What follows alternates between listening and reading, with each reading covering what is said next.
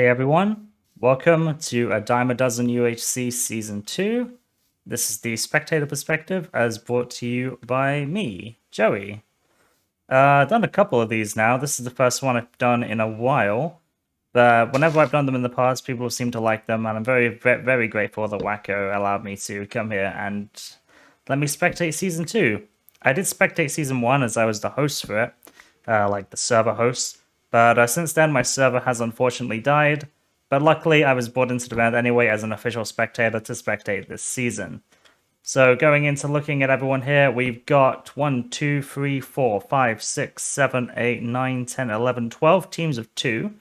So that's 24 players, I believe, if my math is correct. If not, I will probably put an annotation on the screen showing how much of an idiot I am, but I'm pretty confident that that is correct. Let's grab a night vision. Let's grab night vision real quick just so we can get that. And so let's go through the players for this round. We've got WackoFlipper first off. I figured I'd just start with the organizer. I figured that was the best thing to do. I did ask before the game if anyone has any cool little facts about themselves that they wanted me to tell the viewers. And I did indeed get one from Wacko. Apparently, Wacko has played between 60 and 70 recorded rounds at the time of recording this. I think the exact number is unknown, apparently. But between those 60 to 70 recorded rounds, Wacko has never once been the last person to be on full health, which is pretty interesting. One thing I find quite interesting here is that Wacko is using an axe to kill the Jiggins.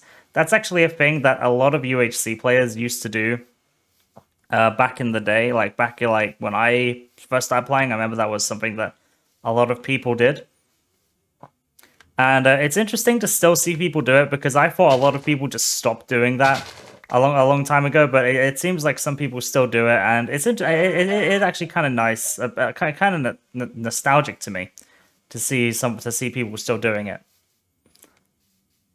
Wacko has done a great job on organizing this round. I really enjoyed spectating the first season, and there goes Chibi taking the first damage of the game. Was it intentional? It does not seem like it was. It looks like he fell just simply falling down this cliff. Shibi's also probably been playing about the same amount of time as me. I think Shibi was in one of my first ever recorded rounds back in like early 2014, back in To The End, Season 1. Me and him were actually the final 2 of that season, as another little fun fact about Chibi. He got a couple kills in that as well, I'm pretty sure. I ended up coming out as the victor, but Chibi definitely... Oh, no! And here's a great example of the game mode for the season. This season is Slimy Crack, which means that across the Z coordinate, across the entire X coordinate, sorry, it is just a massive strip of void, except at the very bottom, it's just slime. And this game mode was first featured in, I believe, WMC Season 15, another recorded round. And it's a fun little game mode. As you can see, it does make a lot of ores and caves very easily accessible. And it even has things like this happen when they fall to the ground. There's a diamond here. And it looks like a chest has also broken here. Maybe potentially a dungeon chest by the looks of things, or something. Or maybe it was another one of these that have broken. And some loot has spawned on the ground here. If anyone happens to find that, they're lucky. But yeah, basically, this massive strip basically cuts the whole world into two halves. You can access ores and caves a little bit easier with this. However, obviously, it is very dangerous as, you know, there's lava just floating here. There's void right beneath the slime. You can easily be spleefed from under the slime as well. Very dangerous. Outside of that, it's a regular Wish Teams of 2 UHC. But it's still a cool little thing nonetheless. Bandius, I believe, was respawned, so we can actually go take a look at him while we're here. While he's recovered from the unfortunate loss, I think people felt that it was a little bit unfortunate that, like, you know, someone died so quickly, so they respawned him, which I think is fair enough. We like to be nice around here, and it is nice to see Bandius getting another shot here.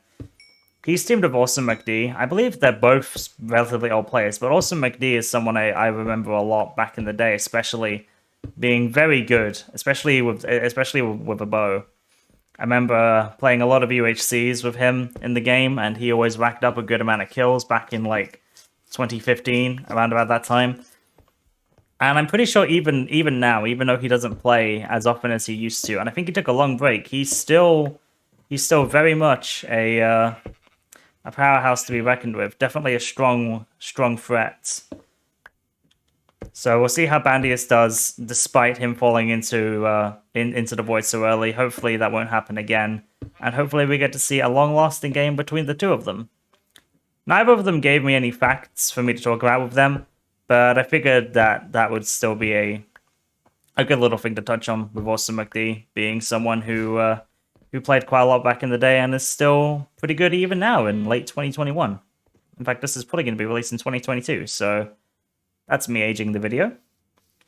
Who else do we have in this game? Another person who has also been in the UHC community for about the same time as me is Callum here. He's gone under a lot of IGNs in the past, but Callum Pace is now his current IGN, and I think it's one. I think it really suits him.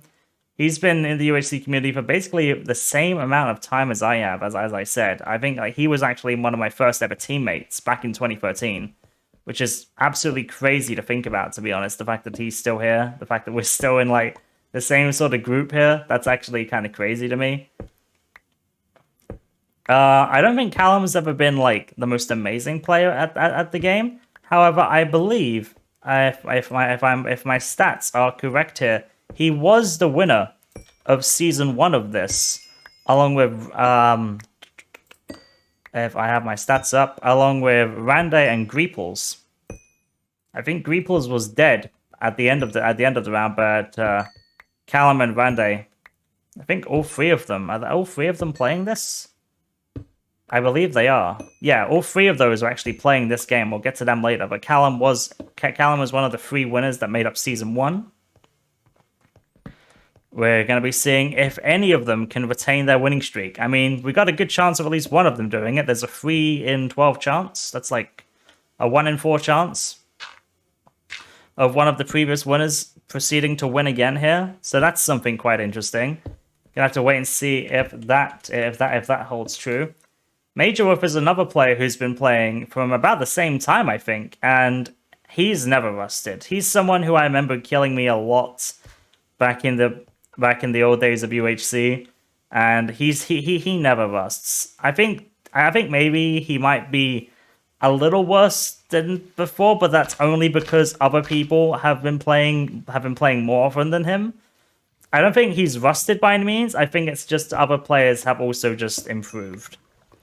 But despite that, I think he's still very much a big player and could definitely hold some impact in this game.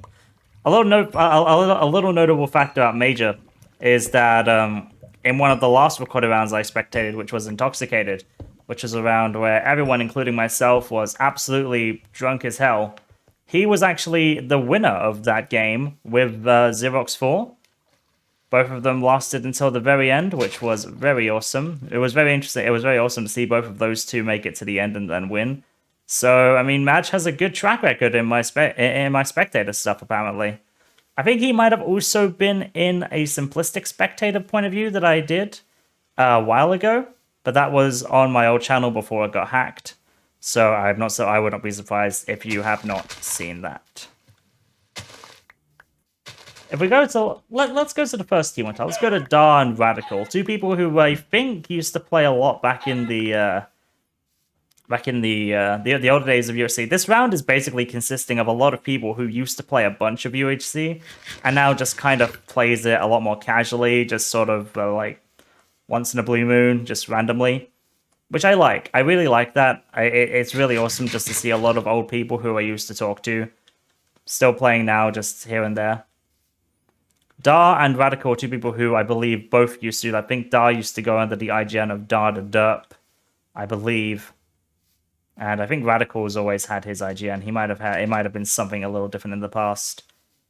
If I go through, I don't really have a lot to talk about them, just because they didn't give me anything off the top of my head. But if I go through the kills, Dar and Radical both did actually get kills in the last season of this. Dar actually killing Wacko the organizer, and he's also using an axe to kill chickens. You see, it's all the OG players. All the OG players are using the axes to kill things. It's just a force of habit. You see, that seems to just be how it goes. And a Radical actually killed Madge, so that's something to look out for. The fact that Radical was able to kill Madge, definitely something to look out for when we get to the PvP action. Radical could be a hidden threat to deal with people like Madge, who is very good at the game.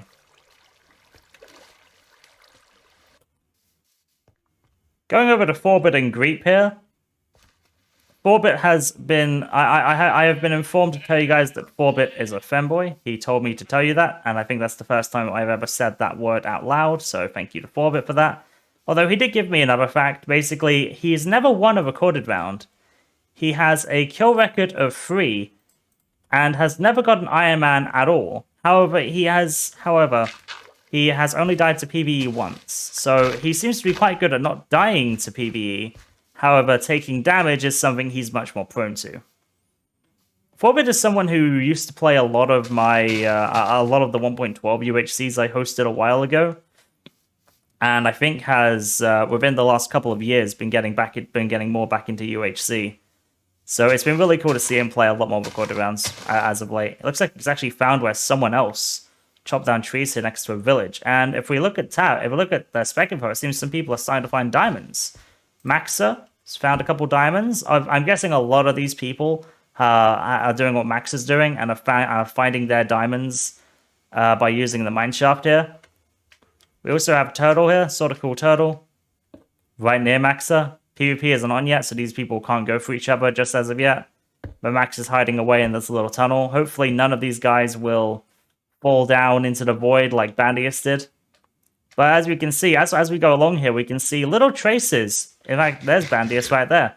We can see little traces of all these people taking strides to get into the walls here to find all the different ores. It's all very cool. I gotta say, this game mode is really cool to spectate. I've never been a huge fan of playing the big crack games myself, mostly for the end game, because usually you'll find that one team ends up on one side of the cliff, and the other team's on the other, and it's basically a long bow fight with not much really happening, and it's a real pain to cross. But spectating has always been very different. I've always really enjoyed the spectating aspect of this. We can see Coach Joshua already getting a bow and a fishing rod. Obviously, he's also been doing the strategy. He's managed to get himself into a mineshaft as well. I think this is one very nice advantage of the Slimy Crack game mode, is that things like mineshafts are super easily accessible.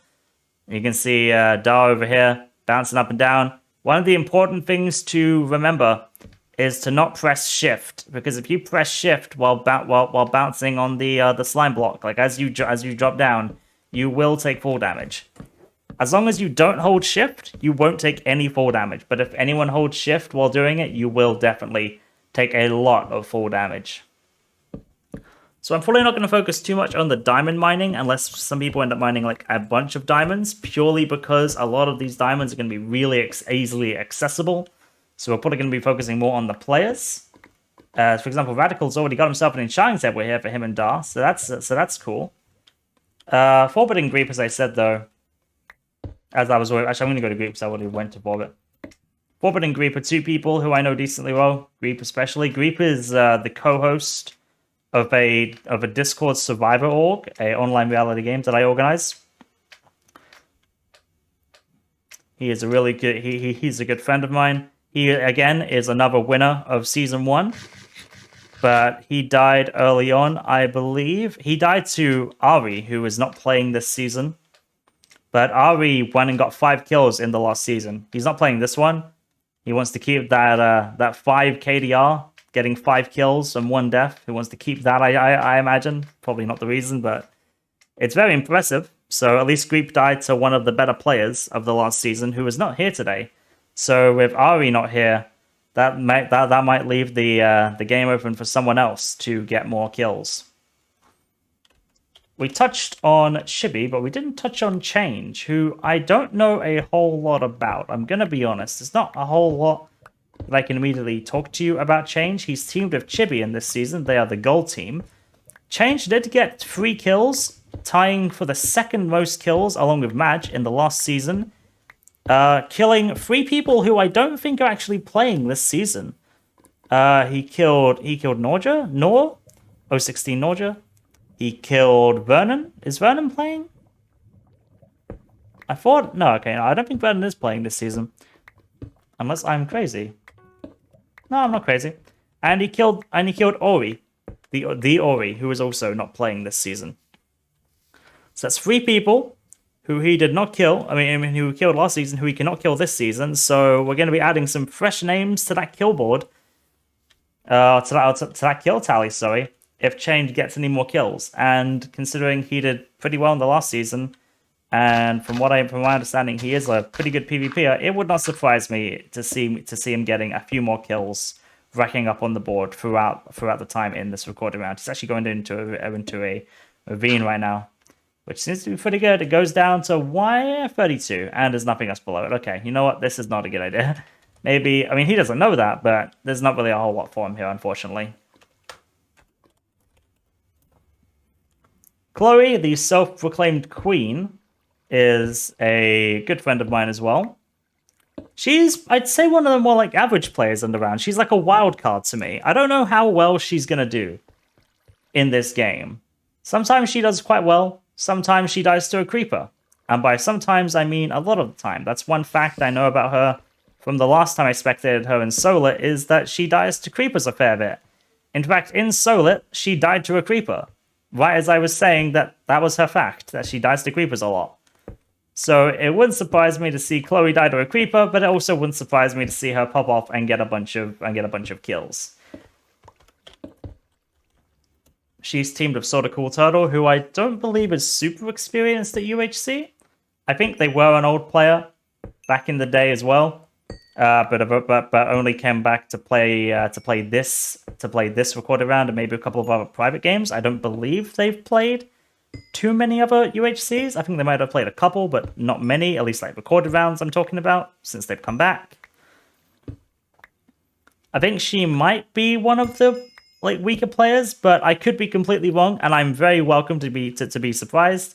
If I see Sorta Cool Turtle with the win and 6 kills by the end of this round, I would not complain in the slightest.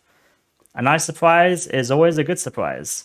Don't have too much to comment on with these two, but definitely probably one of the more wildcard picks, at least for me, this season. We touched on Wacko, but we didn't touch on Raichu, who I also don't really have a lot to comment on because I don't know much about them. One thing I did forget to mention in the beginning of this game is that not only is it Slimy Crack, but it is also split spawn. This means that the teammates are actually separated from each other upon the scatter. So when everyone's randomly scattered, both teammates are actually separated. Basically, this means that they may have to cross the crack if they want to meet up with each other, which is a cool little twist. I like that a lot. I think that's a nice little twist to the game mode. Clearly, Raichu and Wacko found each other quite early, though, and are gearing up, finding gold, exploring caves, trying not to take much more damage, which Raichu has already done. See, I don't know too much about Raichu. They didn't really give me anything to go off of before the game started, but by looks of things here, they've got quite a big cave here, and a lot to explore. So that's always good. That's always good to see. We got Jay, who I think definitely did play, I think both Solar and Simplistic. Maybe even he might have played Intoxicated, but I might be wrong about that. I can't remember. Honestly, Intoxicated is kind of a blur other than the ending. But he definitely played, I think, Simplistic, and I'm pretty sure he also played Solar, 2 rounds that I've spectated in the past, and I know that Jay is very good at the game. I know that he is definitely someone who can play quite well, especially with a bow. It wouldn't surprise me to see him perform very well in this UHC down the line. And he's also teamed with Glyph, who is another player who I know is fairly good at the game. She is quite skilled in just the game of UHC in general, not even just with a bow, also with a sword, and just with the game sense. She took on... one thing I do know about Glyph is that in All-Stars, she took a 1v3 because she was a solo on her team. She took on a 1v3 against the Desire team and did manage to take out one of them in a melee fight, which is very impressive. So if that's anything to go by, Glyph is going to be a strong player in this UHC. But that's the end of episode 1. We'll get to the remaining 8 players that we haven't gotten a chance to talk about in the next episode, and potentially maybe we'll even see some action. Thank you for watching, and we'll see you next time.